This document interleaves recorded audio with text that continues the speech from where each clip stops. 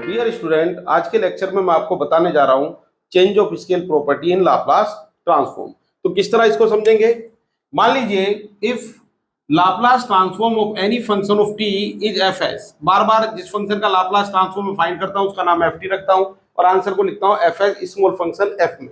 तो क्या बनाइए, then Laplace transform of f a t, यानी मैंने टी का ए टाइम कर दिया, जैसे टी का 3 टाइम कर दो, 2 टाइम कर दो, 1/2 टाइम कर दो। तो ये जो आंसर होगा आपका उस पर क्या फर्क पड़ेगा। मैंने आपको बता रखा कि लाप्लास ट्रांसफॉर्म एक मिरर की तरह काम करता है। इधर एफ टी है तो उधर इसकी इमेज है। अब लेफ्ट में अगर कुछ चेंज करोगे तो राइट में भी चेंज होगा। तो क्या क्या चेंज होंगे राइट में। सबसे पहले जो फंक्शन है उसमें जहां भी एस है उसकी जगह हो जाएगा एस बाई ए, और ये पूरा रिजल्ट मल्टीप्लाई हो जाएगा 1/a से, या पूरा रिजल्ट डिवाइड हो जाएगा ए से। क्लियर है। तो यहाँ पर जो टी का क्या था, कोफिशिएंट था, वो एस की जगह लिख देगा एस बाई ए और पूरे फंक्शन को मल्टीप्लाई कर देगा 1/a, या फंक्शन को डिवाइड कर देगा बाय ए। चलिए इसका एक क्वेश्चन में देख लेता हूं। अच्छा, इसका यूज कुछ स्पेशल क्वेश्चन में होता है। चलिए एक प्रॉब्लम फिर भी मैं लिखता हूं, हालांकि उसकी जरूरत नहीं है। तो किस तरह के क्वेश्चन में यूज होगा वो बाद में बताऊंगा, लेकिन एक बार मैं इसको अप्लाई करके दिखाता हूं। If Laplace transform of cos t is s upon s square plus 1 then find. और किसी ने कहा कि अगर इस फंक्शन का लाप्लास ट्रांसफॉर्म आपको पता है तो आप cos 3t का बताओ। हालांकि cos 3 का लाप्लास ट्रांसफॉर्म आप डायरेक्ट भी लिख सकते हो, लेकिन अगर इस प्रॉपर्टी का यूज करके लिखना चाहो तो क्या होगा। तो इसमें आप इसको कोई खास यूज आपको नजर आएगा नहीं। आप कहेंगे cos t का बता रखा है, इनसे तो बगैर बताए भी पूछते हम तो भी लिख देते cos 3t का। लेकिन चलिए यूज करके बताता हूं मैं solution. Laplace transform of cos 3t कितना है, सॉरी cos t, यह 1 upon sorry s upon s square plus 1। अब ध्यान देंगे आपके लिए ये है एफ टी और ये है एफ एस। अब आपने क्या किया, इस t का 3 टाइम कर दिया। क्या कर दिया, t का 3 टाइम, यानी आपने एक तरह से कर दिया f3t। क्लियर है। तो जैसे आपने f3t किया यानी t को 3 टाइम किया, तो राइट हैंड साइड में क्या क्या चेंज होंगे। सबसे पहले s पे इफेक्ट पड़ेगा, जहां भी s है वो बदल के हो जाएगा s/3। चलो कर देता हूं s/3 का होल स्क्वायर और प्लस 1, और साथ ही ये पूरा फंक्शन मल्टीप्लाई हो जाएगा किससे, 1/3।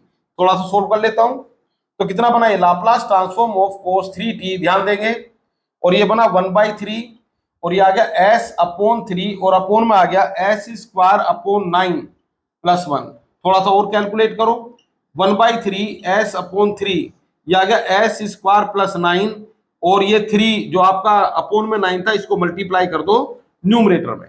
तो न्यूमरेटर में आपने मल्टीप्लाई किया बच्चों, ये s है, मल्टीप्लाई किया 3 कुल मिला के कैंसिल ही हो गया। तो ये आ गया s upon s square plus 9। अब ये बताओ, ये अपने लगाया यहाँ पे चेंज ऑफ स्केल प्रॉपर्टी, और उसके बाद ये आंसर आपने बताया। तो ये आंसर तो मुझे डायरेक्ट भी पता था, तो इसमें इसका कोई खास यूज हुआ नहीं। लेकिन फिर भी कुछ क्वेश्चन में मुझे इसकी जरूरत पड़ेगी, तो वही क्वेश्चन मैं यहाँ पर करने जा रहा हूँ। क्लियर है। तो यहाँ तो ये मैंने आपको सिर्फ ऐसे ही अप्लाई करके दिखा दिया है। अब जो मैंने क्वेश्चन करूंगा उस पर आप फोकस करेंगे, काफी इंपॉर्टेंट प्रॉब्लम है। ये क्वेश्चन लिखा हुआ है, देख लीजिए। Laplace transform of any function f t is e to the power -1/s upon s। पता नहीं क्या फंक्शन था रहा होगा, लेकिन उसका लाप्लास ट्रांसफॉर्म इसने मुझे दे दिया। इसके बाद इसने पूछा लाप्लास ट्रांसफॉर्म f3t का बताओ। तो अब देखिए फंक्शन ही नहीं पता तो मैं इसका फाइंड कैसे करूंगा, नहीं कर सकता। लेकिन अगर मुझे चेंज ऑफ स्केल प्रॉपर्टी पता है और ft का भी पता है लाप्लास ट्रांसफॉर्म, तो मैं आसानी से फाइंड कर सकता हूं। इसके बाद इसमें इन्होंने थोड़ा सा e की पावर -t का मल्टीप्लाई भी कर दिया।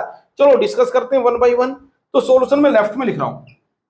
तो आपको जो गिवन है सबसे पहले उसी की बात करते हैं। Laplace transform of F t is कितना है, e to the power -1/s और अपॉन s, ये मेरे पास है। अब आपने क्या किया कि इस t को लिख दिया at की जगह कितना लिखा है यहाँ पर 3t। तो जैसे ही यहाँ पर 3t लिखेंगे तो राइट हैंड साइड में तो चेंज होने शुरू होंगे। s की जगह क्या हो जाएगा, s की जगह हो जाएगा s/3।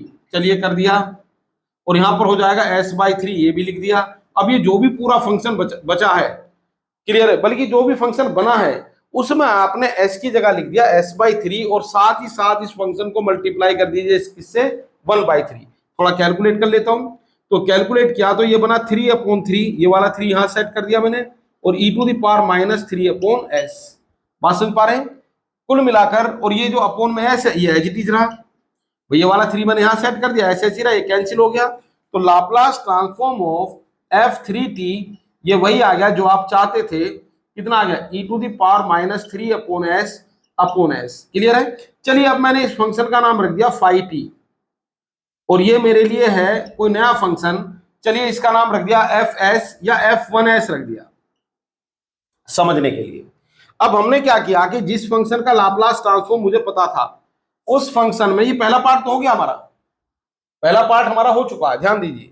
अब ये नेक्स्ट पे आ गया मैं, तो जितने इतने का लाप्लास ट्रांसफॉर्म आपको पता है, तो अब क्या हुआ कि जो फंक्शन लाप्लास ट्रांसफॉर्म के लिए आप जानते थे उसमें मल्टीप्लाई हो गया e⁻⁻t। तो जो भी e⁻⁻t से पहले का रिजल्ट है, देख पा रहे हैं आप, उसमें चेंज कर दो। क्या चेंज कर दो? उसमें जहां जहां s है उसको बदल के लिख दो आप s+1। क्या लिख दोगे उसको? s+1। तो e⁻⁻³ अपॉन s+1, और यहां पर भी कितना आ गया s+1। यही हमारा फाइनल आंसर है।